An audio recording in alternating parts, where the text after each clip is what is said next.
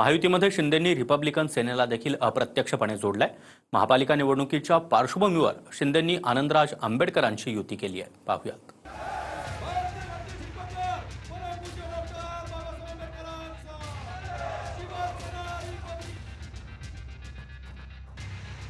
सत्तेची म्हणजे थोडीशी तरी चव पाहायला मिळावी एवढाच या युतीचा उद्देश आहे। आमचं एकदम चांगलं जमेल।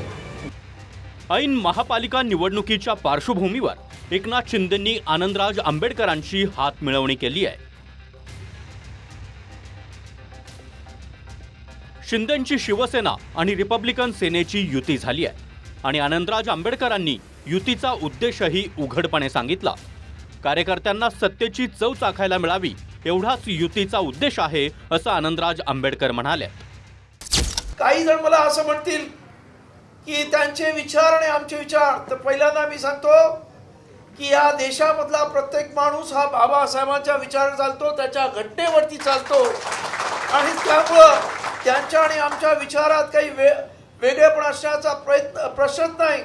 आंबेडकरी कार्यकर्त्यांना आपण सत्तेमध्ये सामावून घ्या।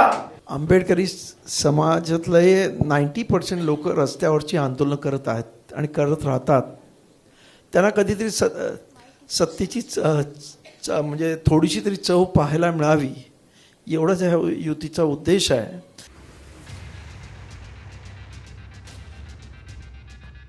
आनंदराज आंबेडकरांचेच बंधू प्रकाश आंबेडकरांनी देखील लोकसभा निवडणुकीआधी उद्धव ठाकरेंच्या शिवसेनेशी युती केली होती, पण आंबेडकरांचं जागा वाटपावरून उद्धव ठाकरेंशी फिसकटलं आणि वर्षभरातच युती तुटली।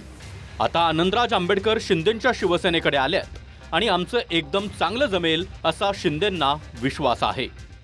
बाळासाहेबांच्या विचारांचा वारसा घेऊन चालणारी सेना आणि दुसरी भारतरत्न डॉक्टर बाबासाहेबांच्या रक्ताचा वारसा घेऊन चालणारी सेना, आणि म्हणून आमचं एकदम चांगलं जमेल। महायुतीत भाजप, शिंदेंची शिवसेना आणि अजित पवारांच्या राष्ट्रवादीशिवाय रामदास आठवलेंची रिपब्लिकन पार्टी ऑफ इंडिया देखील सहभागी आहे। आनंदराज यांच्या माध्यमातून महायुतीला आंबेडकरी चळवळीचा अजून एक गट जोडण्याचा प्रयत्न झालाय, तर प्रकाश आंबेडकरांचं ऐकलं जातं असं म्हणत राऊतांनी आनंदराज यांना चिमटा काढलाय। प्रकाश आंबेडकरांचं ऐकलं जातं एवढंच मला माहिती आहे। आनंदराज आमच्या सगळ्यांचे मित्र आहेत आणि लोकसभेच्या आधी त्यांच्याने आमच्या बैठका नक्कीच झाल्या होत्या। तेव्हा ते भारतीय जनता पक्षाबरोबर कोणत्या परिस्थितीत आम्हाला संबंध ठेवायचा नाही, प्रत्यक्ष किंवा अप्रत्यक्ष अशी त्यांची भूमिका होती। आता ते कोणत्या मार्गाने संबंध ठेवतायत मला माहीत नाही। आमच्याबरोबर त्यांना सक्रिय काम करायचं होतं आणि आम्ही त्यांचं स्वागतही केलं होतं, ना असं नाही, पण नंतर तो विषय थांबला। ठीक आहे, चालू द्या। महाराष्ट्रात 29 महापालिकांसह नगर परिषदा आणि नगरपालिकांच्या निवडणुका होणार आहेत। या निवडणुकांमध्ये एक मत महत्त्वाचं असतं, त्यामुळे आतापासूनच समीकरणं तयार करणं सुरू झालंय। गिरीश गायकवाडसह bureau report, TV9 Marathi, Mumbai.